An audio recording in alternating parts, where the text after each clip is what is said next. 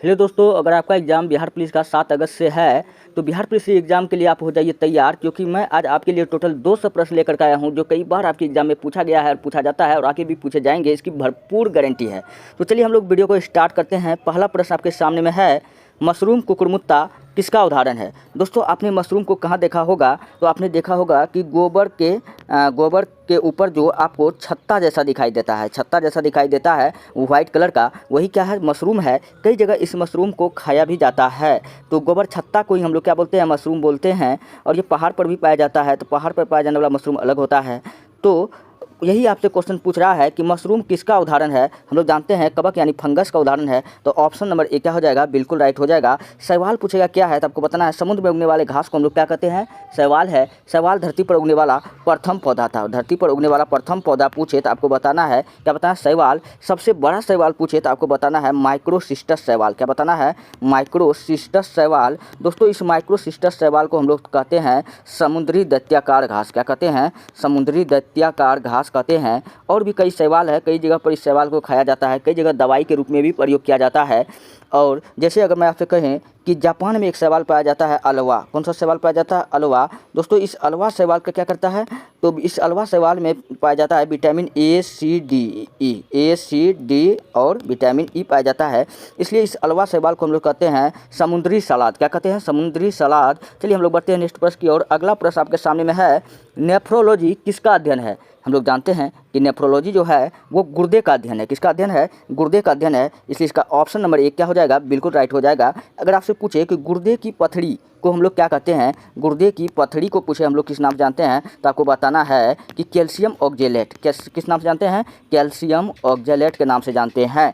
चलिए, अगर आपसे पूछे तंत्रिका तंत्र का अध्ययन क्या कहलाता है, तो तंत्रिका तंत्र का अध्ययन जो कहलाता है न्यूरोलॉजी। क्या कहलाता है? न्यूरोलॉजी कहलाता है। आप ये बात याद रख लीजिएगा। चलिए बढ़ते हैं नेक्स्ट प्रश्न की ओर। अगला प्रश्न आपके सामने में है, पारिस्थितिकी अस्थायी अर्थव्यवस्था है किस आंदोलन का यह स्लोगन है। पारिस्थितिकी अस्थायी अर्थव्यवस्था जो है पूछ रहा है कि यह किस आंदोलन का स्लोगन है, लोगो है। तो आपको बताना है कि ये जो है दोस्तों प्रकृति से संबंधित है। तो आपको याद रखना है कि चिपको आंदोलन, क्योंकि यही है जो प्रकृति से संबंधित है। पेड़ की कटाई को रोकने के लिए इस आंदोलन को किया गया था। और पूछेगा कि इसका जनक कौन है, तो आपको बताना सुंदर लाल बहुगुणा। कौन है? सुंदर लाल बहुगुणा। अगर ये ऑप्शन में ना आए तो आपको लगाना है चंडी प्रसाद भट्ट। क्या लगाना है? चंडी प्रसाद भट्ट। और आपको चिपको आंदोलन पूछेगा कहाँ से शुरू हुआ था, उत्तराखंड के टेहरी गढ़वाल जिले से शुरू हुआ था और पहाड़ी क्षेत्र में। ये भी बात आप याद रख लीजिएगा। चलिए, असहयोग आंदोलन पूछेगा कि थोड़ा सा असहयोग आंदोलन के बारे में जान लेते हैं। ये कब शुरू हुआ था? 1 अगस्त 1920 को शुरू हुआ था। और असहयोग आंदोलन जिस दिन शुरू हुआ था पूछेगा किस नेता का मृत्यु हुआ था, तो बाल गंगाधर तिलक का मृत्यु हुआ था। किसका हुआ था? बाल गंगाधर तिलक का मृत्यु हुआ था। ये बात याद रख लीजिएगा। चलिए दोस्तों, अगर आपको पीडीएफ चाहिए, अगर आपको वीडियो अच्छा लग रहा है तो अगर आपको पीडीएफ चाहिए जाइए हमारे टेलीग्राम चैनल पर। वहाँ पर आप इतिहास की दुनिया 99 लिख करके सर्च मारिए, आपको पीडीएफ मिल जाएगा। और नहीं तो वीडियो के डिस्क्रिप्शन में मैं लिंक डाल दूंगा। चलिए बढ़ते हैं नेक्स्ट प्रश्न की ओर। अगला प्रश्न आपके सामने में है, विश्व ओजोन संरक्षण दिवस कब मनाया जाता है। हम लोग जानते हैं कि ओजोन जो है दोस्तों, पहले हम लोग जान लेते हैं ओजोन एक है लेयर होता है। जो ओजोन क्या होता है? एक लेयर होता है। और ओजोन के बारे में थोड़ा सा हम जानते हैं। ओजोन एक गैस भी होता है जिसको हम लोग O3 कहते हैं। क्या कहते हैं? O3 कहते हैं। ओजोन संरक्षण दिवस कब मनाया जाता है? ये तो मनाया जाता है 16 सितंबर को। थोड़ा सा हम लोग जान लेते हैं ओजोन परत क्या होता है। तो कुछ दिन पहले आपने न्यूज़ में सुना होगा कि ओजोन जो परत है उसमें छेद होता है। ये इंग्लैंड ने सर्वप्रथम बताया था कि ओजोन लेयर में क्या हो गया है? छेद हो गया है। तो ओजोन पूछेगा कि ये करता क्या है, ओजोन गैस करता क्या है। आपको बताना है कि धरती पर आने वाले इंफ्रारेड किरण से हमको रक्षा करता है, जिससे त्वचा में होने वाले कैंसर से ये सब बचाता है। तो कौन बचाता है? तो ओजोन गैस ही हमको बचाता है। तो आप ये बात याद रख लीजिएगा। और ओजोन गैस से, ओजोन क्षरण से पूछेगा किनको खतरा है, तो ये इंग्लैंड को खतरा है। हम लोगों को खतरा नहीं है, क्योंकि भारत में जो लोग हैं वो काला भी पाया जाता है और गोरा भी पाया जाता है। लेकिन इंग्लैंड में सिर्फ क्या पाया जाता है? गोरा ही पाया जाता है। तो उन लोगों का जो चमड़ा होता है पतला होता है। लगेगा आपको कि मुर्गा का जो छिला हुआ, जैसे मुर्गा को छील देते हैं ना, वैसे उसका हो जाता है शरीर। उन लोगों को खतरा है, हम लोगों को नहीं है खतरा। चलिए बढ़ते हैं नेक्स्ट प्रश्न की ओर। अगला प्रश्न आपके सामने में है, विश्व में सबसे ज़्यादा पाए जाने वाले ग्रीन हाउस गैस निम्न में से कौन से हैं। हम लोग जानते हैं ग्रीन हाउस गैस हम लोग किसको कहते हैं? कार्बन डाइऑक्साइड को कहते हैं। किस गैस को कहते हैं? कार्बन डाइऑक्साइड गैस को कहते हैं। ये गर्मी लाने वाला गैस भी है, आप ये बात याद रख लीजिएगा। और कार्बन डाइऑक्साइड को हम लोग पूछेगा कि ठोस कार्बन डाइऑक्साइड को हम लोग ठोस अच्छा कार्बन डाइऑक्साइड का मात्रा पूछेगा कि वायुमंडल में कितना है, तो 0.03%। कितना है, 0.03%। चलिए बढ़ते हैं नेक्स्ट पॉइंट की ओर। अगला प्रश्न, अगला पॉइंट आपके सामने में है। अगला ऑप्शन है नाइट्रस ऑक्साइड। दोस्तों नाइट्रस ऑक्साइड के कारण क्या होता है, सबसे ज़्यादा हंसी लगता है, इसको लाफिंग गैस भी कहते हैं, आप ये बात याद रख लीजिएगा। चलिए बढ़ते हैं नेक्स्ट प्रश्न की ओर। अगला प्रश्न आपके सामने में है, जैव विविधता का अंतर्राष्ट्रीय कार्यालय कहाँ है। तो जैव विविधता का जो अंतर्राष्ट्रीय कार्यालय है वो कहाँ है, वो है रोम में। तो इसका ऑप्शन नंबर सी क्या हो जाएगा, बिल्कुल राइट हो जाएगा।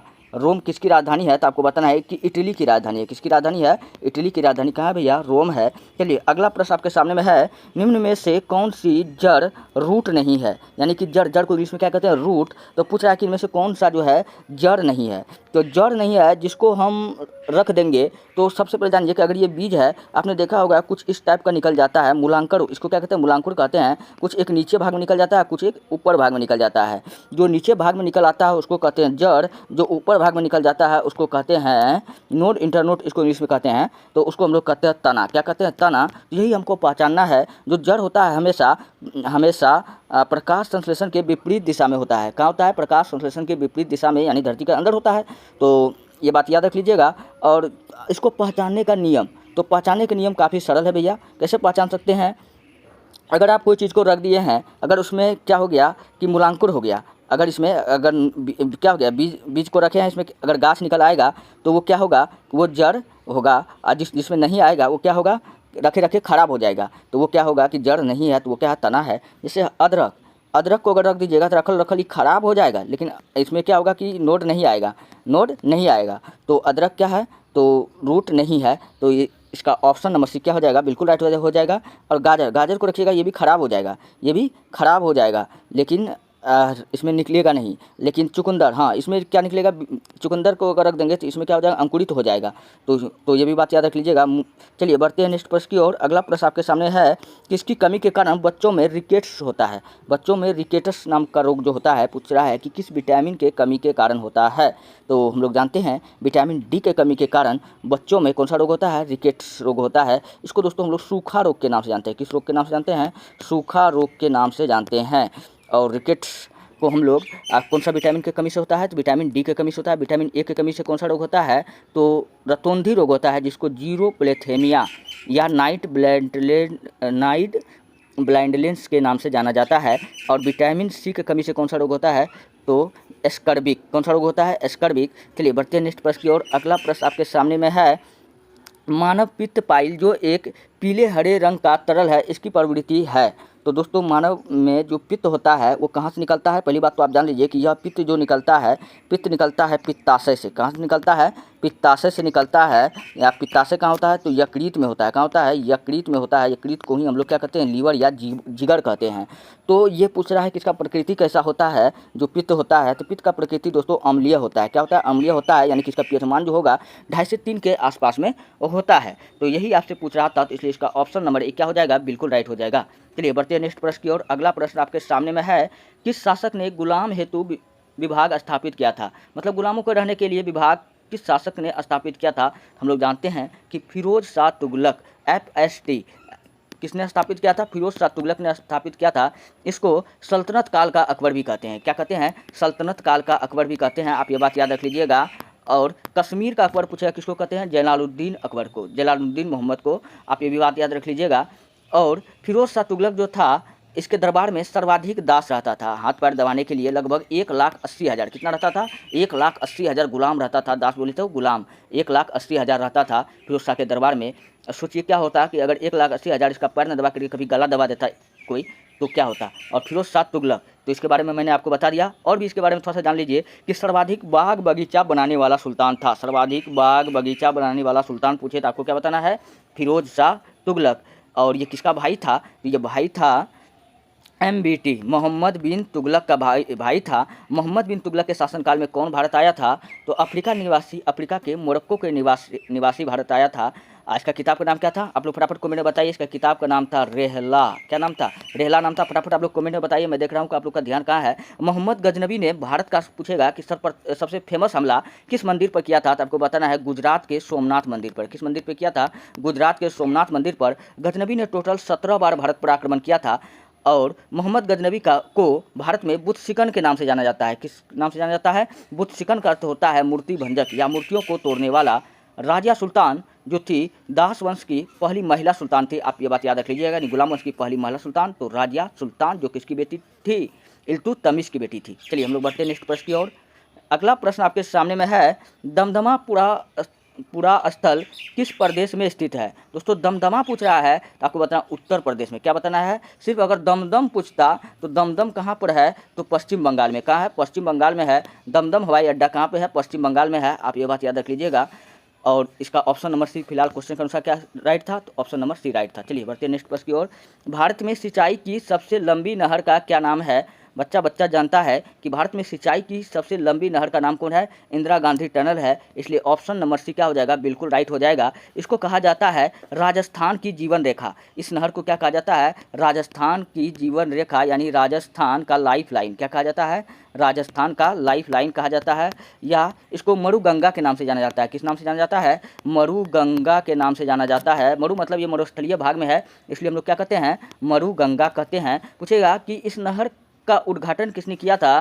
तो भारत के उपराष्ट्रपति जिसके याद में हम लोग क्या मनाते हैं?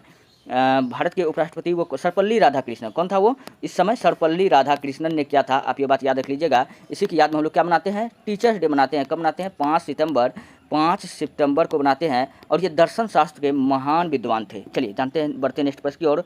अगला प्रश्न आपके सामने में है, निम्न में कौन सा एक छोटे सिंगल साइट नेटवर्क को संदर्भित करता है? तो लैन जो है ये छोटे सिंगल साइट नेटवर्क को संदर्भित करता है, इसलिए ऑप्शन नंबर ए क्या हो जाएगा? बिल्कुल राइट हो जाएगा। नेक्स्ट प्रश्न आपके सामने में है, द्वंद्व न्याय शब्द किसका संकेत करता है? तो ये दोस्तों सैद्धांतिक संघर्ष करता है, तो इसलिए इसका ऑप्शन नंबर ए क्या हो जाएगा? बिल्कुल राइट हो जाएगा। और चलिए बढ़ते नेक्स्ट प्रश्न की ओर। अगला प्रश्न आपके सामने में है, सबसे पहले कौन सा हड़प्पा कालीन स्थल को खोजा गया था? हम लोग जानते हैं कि हड़प्पा सभ्यता को हम लोग सिंधु घाटी सभ्यता के नाम से भी जानते हैं। किस सभ्यता कहते हैं? सिंधु घाटी सभ्यता, या इसको एक नगरीय सभ्यता, या इसको लेखन प्रारंभ की सभ्यता, या इसको सरस्वती नगरीय सभ्यता के नाम से जाना जाता है। क्योंकि सिंधु घाटी सभ्यता का पहला शहर खोजा गया था हड़प्पा, इसलिए इसको हड़प्पा सभ्यता के नाम से जाना जाता है। तो हड़प्पा का खोज किसने किया था? तो 1921 ईस्वी में किसने किया था? पंडित दयाराम साहनी। जबकि मोहनजोदड़ो का खोज 1922 ईस्वी में किसने किया था? आर.डी. बनर्जी, राखल दास बनर्जी ने किया था। लोथल जो था हड़प्पा सभ्यता का, भैया लोथल जो था हड़प्पा सभ्यता का सबसे बड़ा बंदरगाह था। क्या था? सबसे बड़ा बंदरगाह था। सुतका गिंडोर क्या था कि हाँ, सिंधु घाटी सभ्यता का जो पश्चिमी बिंदु था, क्या था? सॉरी, उम्पुआ दद पशु, हाँ पशु यानी पश्चिमी बिंदु था, वो कौन था? सुतका गिंडोर था। सॉरी, सही बात बोल रहे। चलिए ऑप्शन नंबर डी क्या हो जाएगा? बिल्कुल राइट हो जाएगा। चलिए बढ़ते नेक्स्ट प्रश्न की ओर। अगला प्रश्न आपके सामने में है, बांग्लादेश की मुक्ति के समय पाकिस्तान के शासक कौन था? तो बांग्लादेश का जो युद्ध हुआ था कब हुआ था? 1971 में हुआ था। इस समय जो था पूछ रहा है, क्या पूछा है? पाकिस्तान के प्रधान शासक कौन था? तो याहा खान। कौन था? याहा खान। ऑप्शन नंबर बी क्या हो जाएगा? बिल्कुल राइट हो जाएगा, ऑप्शन नंबर बी। चलिए बढ़ते नेक्स्ट प्रश्न की ओर। अगला प्रश्न आपके सामने में है कि गौतम बुद्ध के संबंध में सही कथन सही है। तो गौतम बुद्ध के संबंध में कह रहा है कि निम्नलिखित में कौन सा कथन सही है? तो हम लोग जानते हैं कि भगवान बुद्ध का ऑप्शन नंबर 1 को देखिए, इनका जन्म लुम्बिनी में हुआ था। तो हम लोग जानते हैं नेपाल के लुम्बिनी नामक वन के तराई क्षेत्र में इनका जन्म हुआ था। कब हुआ था? 563 बीसी में हुआ था। कब हुआ था? 563 बीसी में हुआ था। तो ये भी कथन सही है ना? तो दूसरा कह रहा है कि उनकी मृत्यु कुशीनगर में हुई थी। हाँ, इनकी मृत्यु कुशीनगर में कब हुई थी? 483 बीसी में हुआ था। ये भी बात सही है। उन्हें ज्ञान की प्राप्ति राजस्थान में हुई थी, ये राजगृह में हुआ था, ये बात गलत है। इनको ज्ञान की प्राप्ति कहाँ हुआ था? बोध गया में। कहाँ हुआ था? बोध गया, जो बिहार में है। चलिए ऑप्शन नंबर डी है, उन्हें ज्ञान की प्राप्ति बोध गया में हुई थी। हाँ, ये बात भी सही है।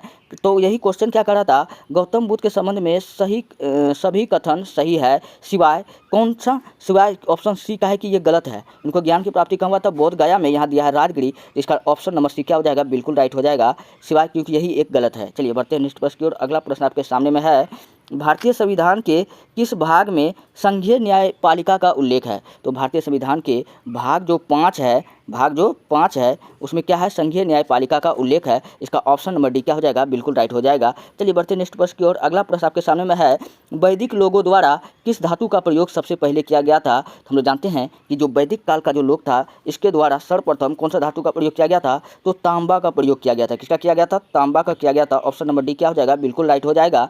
अच्छा, तांबा का खोज पूछेगा कि किस काल में हुआ था, तो तांबा का खोज हुआ था ताम्रपाषाण काल में। किस काल में हुआ था, ताम्रपाषाण काल में हुआ था। और ताम्रपाषाण काल को दोस्तों हम लोग कहते हैं चालकोथलिक एज। क्या कहते हैं, चालकोथलिक एज। ताम्रपाषाण को हम लोग किस नाम से जानते हैं, चालकोथलिक एज के नाम से जानते हैं। आप ये बात याद रख लीजिएगा।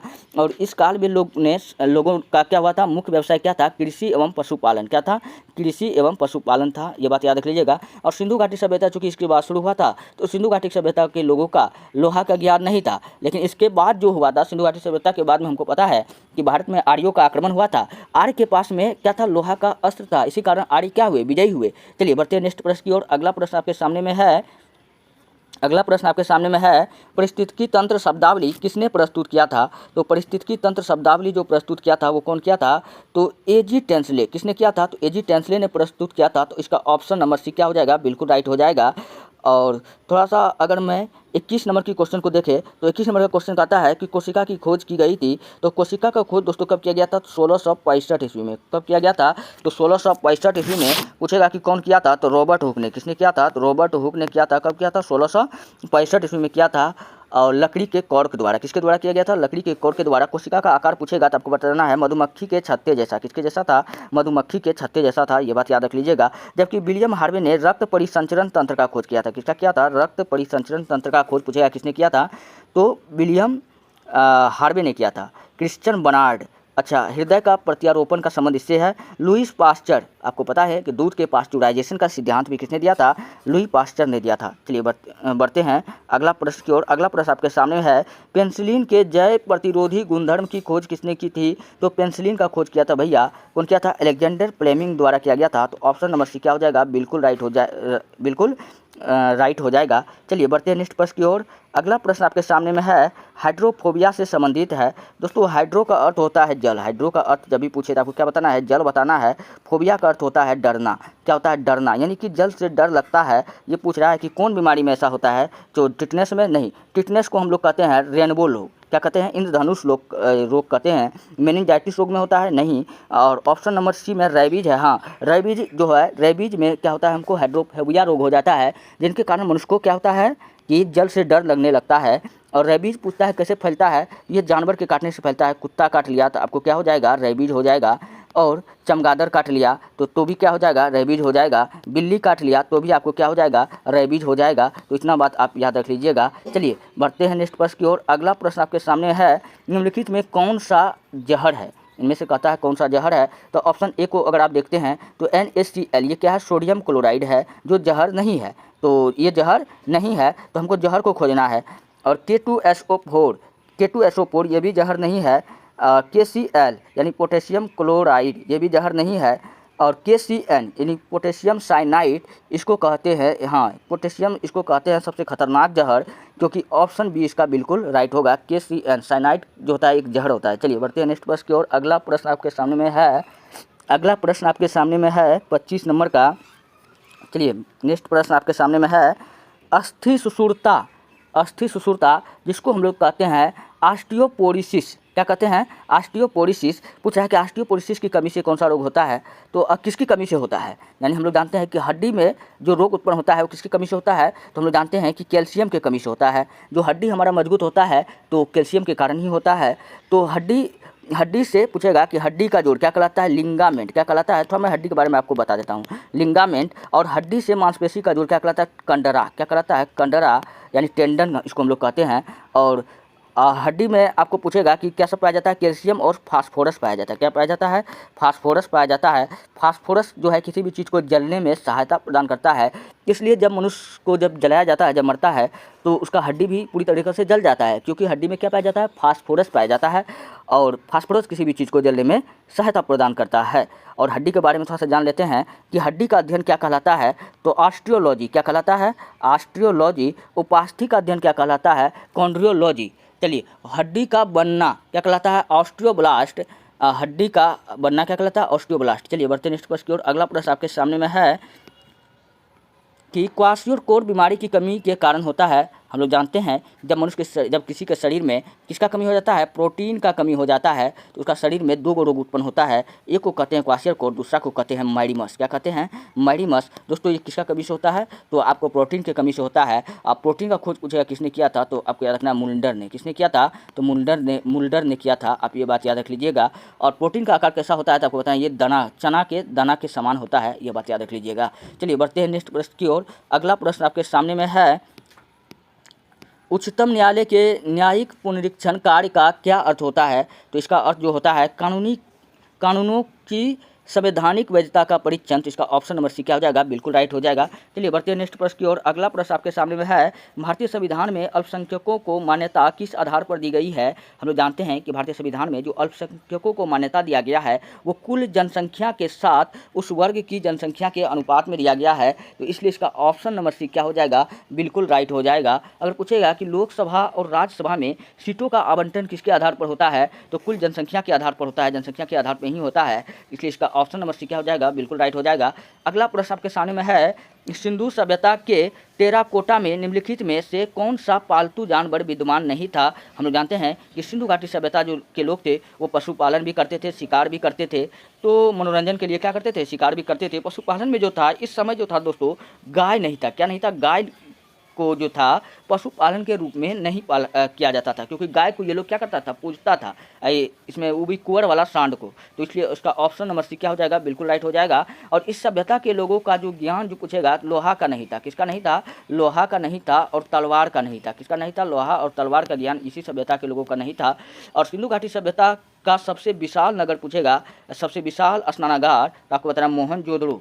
कहाँ बताना है? मोहनजोदड़ो। विशाल अन्नागार बोले तो भी बताना है मोहनजोदड़ो। चलिए बढ़ते हैं नेक्स्ट प्रश्न की ओर। अगला प्रश्न आपके सामने में है, निम्नलिखित में से बौद्धों का पवित्र ग्रंथ कौन सा है? यानी बौद्ध धर्म का पवित्र ग्रंथ पूछ रहा है। तो यहाँ ऑप्शन डी में देखिए जातक है। दोस्तों जातक भी एक बौद्ध धर्म का ग्रंथ है। जातक में महात्मा बुद्ध की कहानी का वर्णन है। कितना है? टोटल 549 कहानी है। कितना है? 549। कोई बुक कहता है 549 और कोई बुक कहता है कि 552। कितना? 552। आपको जो भी ऑप्शन में दिखे आप लगा दीजिएगा। और त्रिपिटक ये भी दोस्तों जो है बौद्ध धर्म का ही ग्रंथ है। त्रिपिटक का अर्थ होता है तीन टोकरी। क्या होता है? तीन टोकरी। और तीन टोकरी में पूछेगा कौन कौन? तो सूत्र पिटक, विनय पिटक, अभिधम्म पिटक।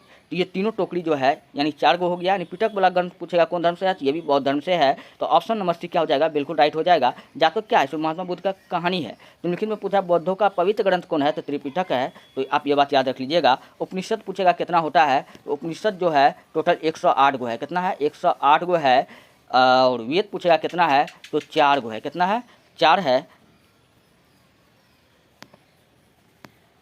अगला प्रश्न आपके सामने में है, कुषाण काल में सबसे अधिक विकास किस क्षेत्र में हुआ था? हम लोग जानते हैं कुषाण काल जो था वास्तुकला में फेमस था। इसलिए इसका ऑप्शन नंबर डी बिल्कुल राइट हो जाएगा। कुषाण वंश का पूछेगा कि स्थापना किसने किया था? दोस्तों कुषाण वंश का स्थापना किया था कुजुल कडफिसेस। किसने किया था? कुजुल कडफिसेस। ये बात याद रख लीजिएगा। कुषाण वंश का अगर पूछेगा कि सबसे महान शासक कौन था, तो आपको बताना है कनिष्क। कौन था? कनिष्क था। कनिष्क ने पूछेगा किस मार्ग पर कब्जा किया था? इन्होंने रेशम मार्ग पर कब्जा किया था। किस मार्ग पर किया था? रेशम मार्ग, जिसको हम लोग सिल्क रूट कहते हैं। क्या कहते हैं? सिल्क रूट कहते हैं। कनिष्क ने अपने जन्मदिन के अवसर पर एक कैलेंडर चलाया जिसको हम लोग कहते हैं शक संवत। कब चलाया था?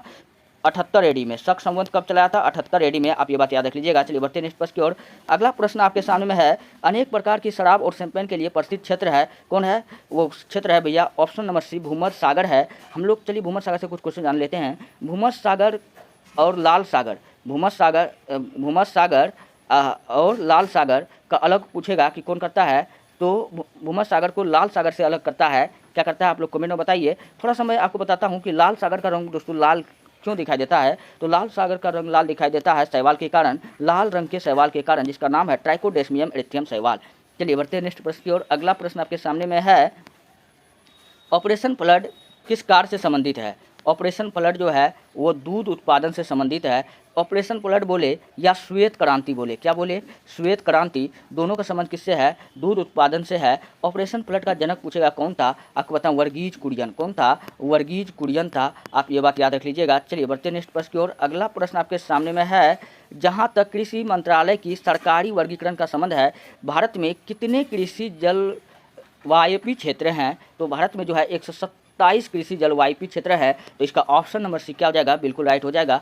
अगला प्रश्न आपके सामने में है, बनारस हिंदू विश्वविद्यालय की स्थापना किसने किया था। हम लोग जानते हैं कि बनारस हिंदू विश्वविद्यालय का स्थापना एम मदन मोहन मालवीय ने किया था, और मदन मोहन मालवीय को हम लोग महामना के नाम से जानते हैं। किस नाम से जानते हैं, महामना के नाम से जानते हैं। और बनारस हिंदू विश्वविद्यालय कहाँ है, तो बनारस में है। इसका ऑप्शन नंबर बी क्या हो जाएगा, बिल्कुल राइट हो जाएगा। नेक्स्ट प्रश्न की ओर बढ़ते हैं। अगला प्रश्न आपके सामने में है कि भारतीय राष्ट्रीय कांग्रेस के किस सत्र में पूर्ण स्वराज प्रस्ताव स्वीकार किया गया था, तो हम लोग जानते हैं 1929 के लाहौर अधिवेशन में जो है यह स्वीकार को प्रस्तावित किया गया था, इसलिए इसका ऑप्शन नंबर सी क्या हो जाएगा, बिल्कुल राइट हो जाएगा। और इसमें जवाहरलाल नेहरू ने इसका क्या किया था, अध्यक्षता किया था, आप ये बात याद रख लीजिएगा। इन्होंने क्या किया था, रावी नदी के तट पर तिरंगा झंडा फहराया और एक भाषण दिया था, मैं स्वभाव से समाजवादी और विचारवादी हूँ, मैं इस देश को ऐसा ही बनाना चाहता हूँ, गणतंत्रवादी हूँ, मैं इस देश को ऐसा ही बनाना चाहती हूँ। चलिए बढ़ते हैं नेक्स्ट प्रश्न की ओर।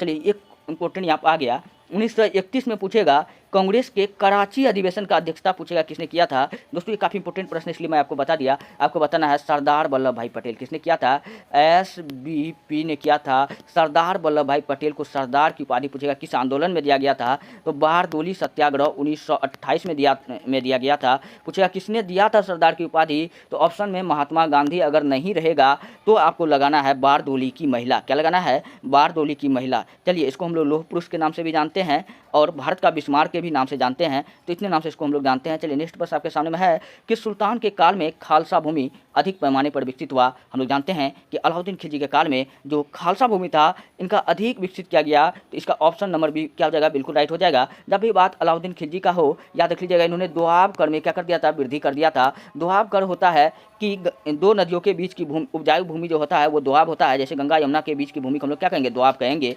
तो दोआब कर में वृद्धि किसने किया था, अलाउद्दीन खिलजी। अलाउद्दीन खिलजी दक्षिण भारत को जीतने वाला प्रथम सुल्तान था, तो दक्षिण भारत को जीतने वाला प्रथम सुल्तान बोले तो अलाउद्दीन खिलजी। इसको जनता का चरवाहा, युगों का विजेता, दूसरा सिकंदर या सिकंदर सानी के नाम से जाना जाता है। अलाउद्दीन खिलजी का सेनापति पूछेगा कौन था, तो इसका सेनापति जो था दोस्तों वो कौन था, इसका सेनापति जो था मलिक काफूर था, आप ये बात याद रख लीजिएगा। चलिए बढ़ते नेक्स्ट प्रश्न की ओर। अगला प्रश्न आपके सामने में है, सर्वोदय और भूदान आंदोलन से कौन संबंधित है। हम लोग जानते हैं कि आचार्य विनोबा भावे का संबंध सर्वोदय और भूदान आंदोलन से है, इसका ऑप्शन नंबर डी क्या हो जाएगा, बिल्कुल राइट हो जाएगा। नेक्स्ट प्रश्न आपके सामने में है, निम्न में कौन सा हार्डवेयर का उदाहरण नहीं है, तो हार्डवेयर का जो उदाहरण होता है वो एक्सेल नहीं है, इसका ऑप्शन नंबर डी क्या हो जाएगा, बिल्कुल राइट हो जाएगा। नेक्स्ट प्रश्न आपके सामने में है, एम्पियर किसकी इकाई है, तो एम्पियर जो है विद्युत धारा की इकाई है, तो ऑप्शन नंबर बी क्या हो जाएगा, बिल्कुल राइट हो जाएगा। जबकि चुंबकीय क्षेत्र का इकाई पूछेगा कौन है, तो आपको बताना है टेस्ला। क्या बताना है, टेस्ला बताना है। और विद्युत प्रतिरोध का मात्रक पूछेगा क्या है, तो ओम है। क्या है, ओम है। इस प्रकार टोटल दोस्तों आज 200 प्रश्न का सोल्यूशन करवाया। अगर आपको वीडियो अच्छा लगता है, हेल्पफुल लगता है, तब आप हमारे चैनल को सब्सक्राइब कीजिए और वीडियो को लाइक कीजिए। और अगर आपको PDF चाहिए तो आप जाइए हमारे टेलीग्राम चैनल पर, वहाँ पर आप सर्च कीजिए ITIHASKI दुनिया 99, नहीं तो वीडियो के डिस्क्रिप्शन में लिंक डाल दिया जाएगा। मिलते हैं नेक्स्ट वीडियो में, धन्यवाद।